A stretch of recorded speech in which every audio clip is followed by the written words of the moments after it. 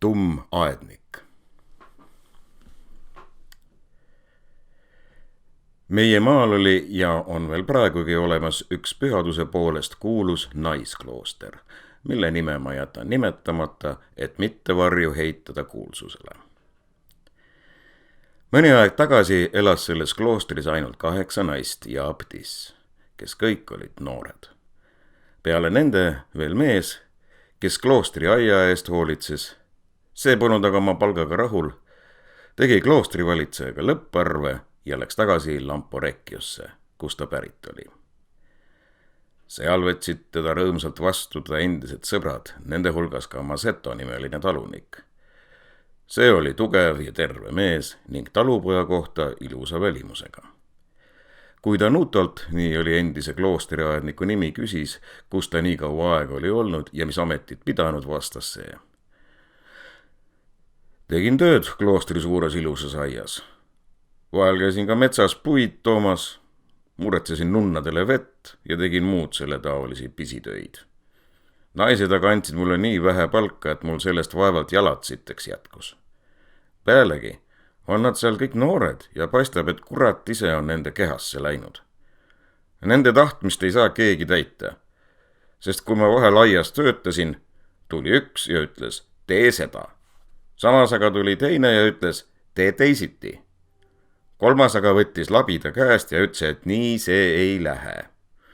Nad tüütasid mind vahel nõnda ära, et ma käega lõin ja aiast minema läksin. Nii tuli seal arusaamatusi kord ühe, kord teise asja pärast, ma ei tahtnud enam sinna jääda ja tulin lihtsalt ära. Ära tulles palus kloostrivalitseja, et kui ma mõnes kohas inimese leian, siis selle sinna saadaksin.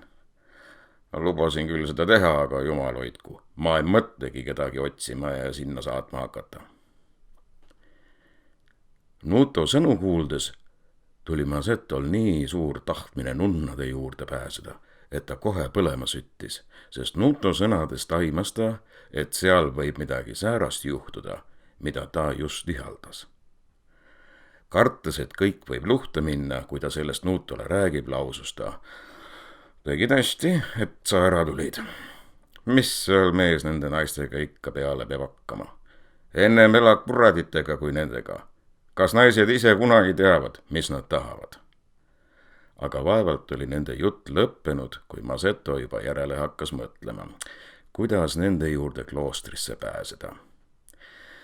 Et ta toime tuleb kohustustega, millest Nuto rääkis, sellest ta ei kahelnud. Küll aga kartis ta, et teda seal vastu ei võeta, sest ta on liiga noor ja nägus. Mitmeti asja läbi kaalunud, ütles ta enesele. Klooster on siit üsna kaugel, keegi mind seal ei tunne. Kui ma tumma mängiksin, võetaks mind seal kindlasti vastu. Selle otsuse juurde ta jäigi ja võttis kirve õlale, läks kellelegi sõna lausumata vaese mehe näol kloostrisse. Kloostrihoovis kohtas ta juhuslikult valitsejat ning hakkas talle märkidega, nagu kunagi tumm, selgeks tegema, et ta palub Jumala nimel süüa ja võib selle eest, kui tarvis, puid raiuda. Valitseja andis talle hea meelega süüa ja viis ta siis jämedate puupakkude juurde, millest Nuto polnud jagu saanud. Masetto, kes Nutost tugevam oli, lõhkus pakud lühikese ajaga peeneks. Valitseja, kel tarvis oli metsa minna, võttis Masetto enesega kaasa, laskis tal puid raiuda ja andis siis märkidega mõista, et puud tulevad eesli selga laduda ja koju viia. Kuna Masetto kõigega väga hästi hakkama sai, jättis valitseja ta mõneks päevaks enese juurde, lastes tal teha mitmesuguseid töid, mida parajasti tarvis oli teha. Ühel päeval nägi teda abtiss ja küsis valitsejalt, kes see mees on. See on vaene kurt tumm, vastas valitseja. Mõni päev tagasi tuli ta siia ja palus almust. Ma alastasin ta peale ja lasksin tal siin mitmesugust vajalikku tööd teha. Kui ta aiatööd oskaks ja valmis oleks siia jääma, saaksime tast arvatavasti tubli töömehe. Niisugust meest oleks meil tarvis. Ta on suur ja tugev ja teda võiks tarvitada ükskõik mis töödeks. Pealegi pole karta, et ta teie noorte neitsitega vallatusi rääkima hakkaks. tõepoolest, ütles abtiss, sa räägid tõtt. Uuri järele, kas ta aiatööd teha oskab ja katsu ta siia jätta. Anna talle, ütleme, paar kingi ja mõni vana mantel, meelita teda. Ole ta vastu lahke ja anna talle hästi süüa. Valitseja lubas seda teha. Masetto, kes sel hetkel nende lähedal viibis, tegi nagu pühiks ta hoovi, kuulis kogu seda juttu pealt ja mõtles rõõmsalt. Kui te mind siia jätate, siis teen ma teie aias niisugust tööd, mida siin keegi enne mind pole teinud.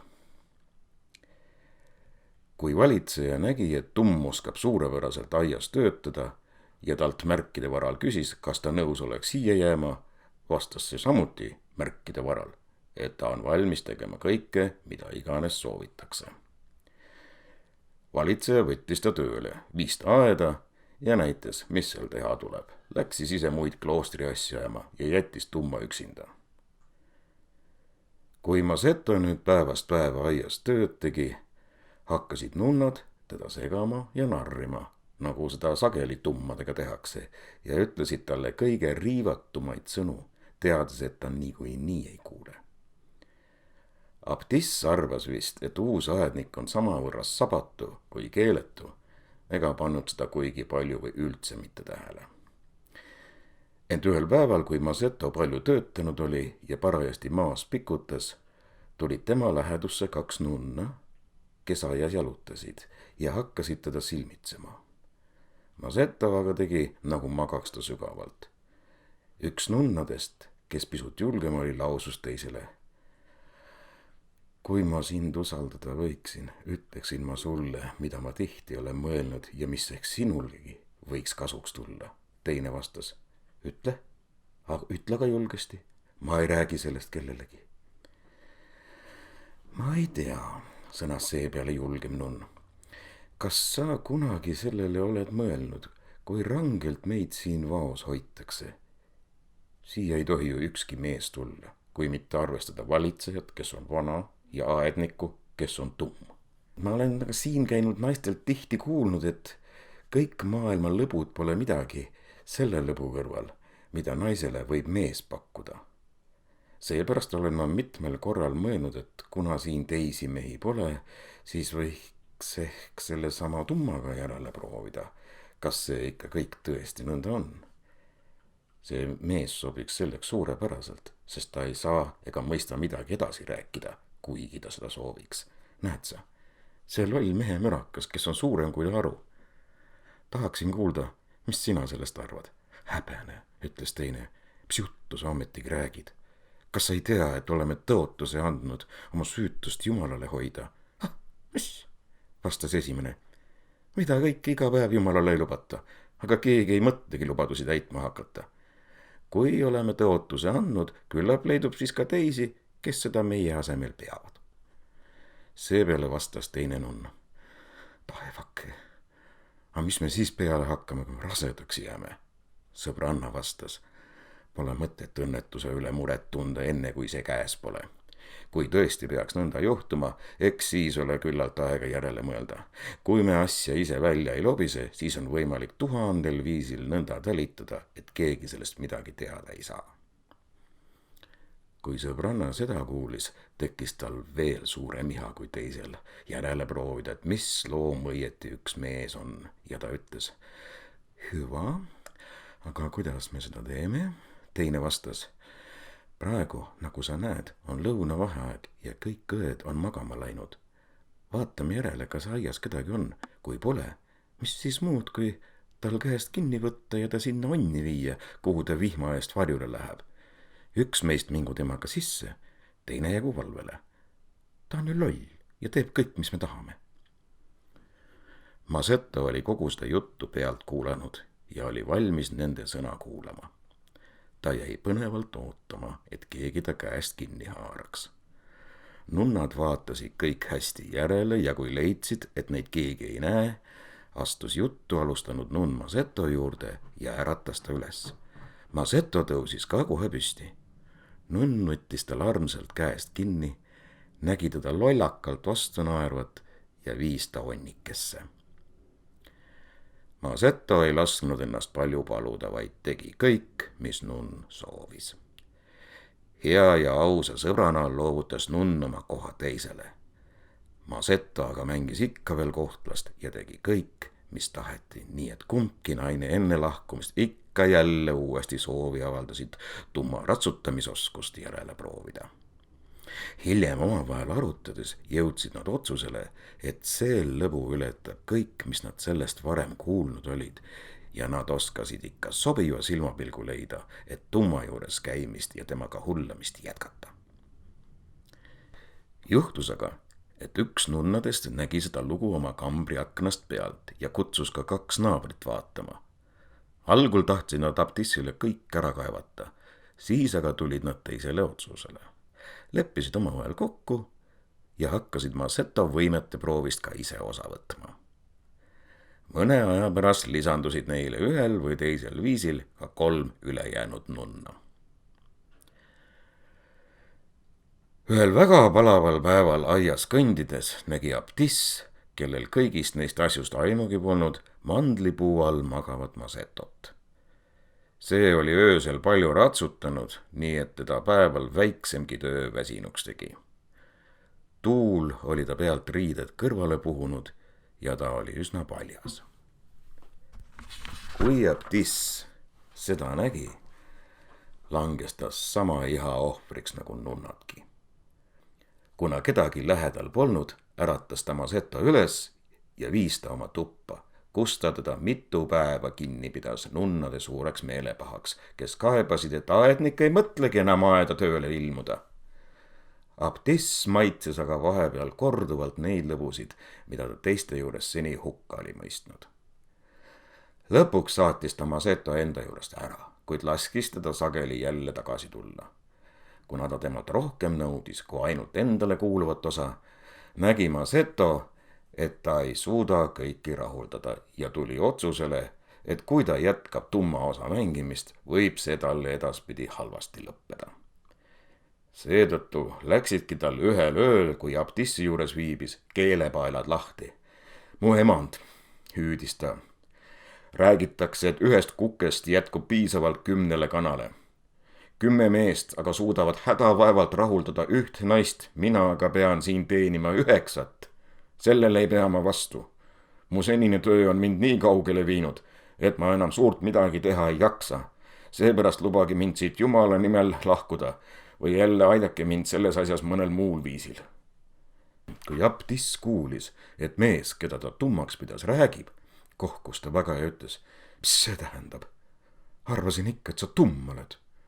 Ma olingi tumm, vastas Masetto, aga mitte sündimisest saadik, vaid haigus halvas mu keele ja täna on esimene öö, kus ma tunnen, et ma olen oma kõnevõime tagasi saanud. Selle eest tänan ma kõigest südamest Jumalat. Abtiss jäi seda uskuma ja küsis, mis ta sellega öelda tahtis, et peab 9 teenima. Masetto jutustas talle nüüd ära, milles asi seisab. Ja abtiss sai aru, et polnud ühtki nunna, kes tast targem poleks olnud. Aruka naisena tuli ta otsusele, et Masettot ei tohi ära lasta minna ja ta pidas oma nunnadega aru, kuidas neis asjus leida niisugust lahendust, et Masetto ei saaks kloostrile halba varju heita. Nunnad rääkisid üksteisele kõik ära, mis nad teinud olid ja jõudsid ühisele otsusele, mida ka Masetto heaks kiitis.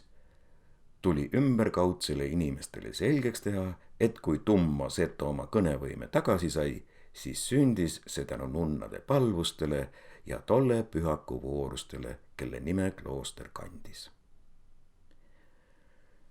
Kuna kloostrivalitseja sel ajal ära suri, anti tema koht Masettole, kelle tööd ja vaevad nüüd nõnda ära jaotati, et ta nendega hakkama sai.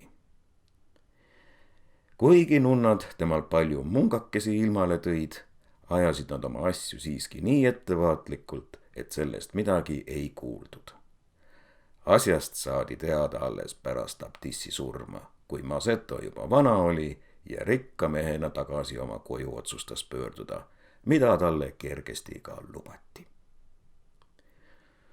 Nõnda ilmuski siis Masetto tagasi oma koju laste isana ja rikka mehena kellel aga tarvis polnud oma lapsi toitma või nende peale raha kulutama hakata, kuna ta oli osanud oma noorust hästi ära kasutada.